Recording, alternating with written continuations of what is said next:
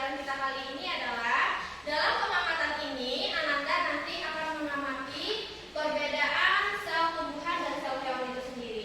Ya, tentu saja setiap sel itu akan ada perbedaannya. Bagaimana bentuk sel hewan, bagaimana juga bentuk sel tumbuhan. Kemudian yang kedua, Ananda nanti akan mengamati bagaimana struktur sel tumbuhan itu sendiri. Nah, bagaimana sih bentuknya? Apakah bentuknya bulat atau bentuknya peta? Kemudian bagian-bagian sel tumbuhan itu sendiri apa saja bentuknya? Seperti itu.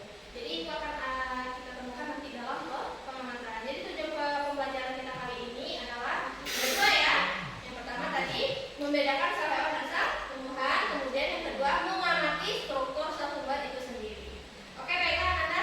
Sebelum kita masuk ke kegiatan inti, nah itu mau tanya dulu. Semuanya udah bawa bahan praktikum? Sudah.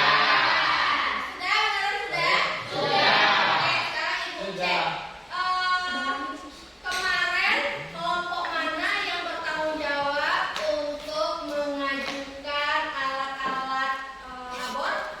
Tiga. Oke, kelompok tiga gimana kemarin? Apakah ada kendala kemarin? Tidak, alhamdulillah ya. Jadi memang begitu ya Nanda.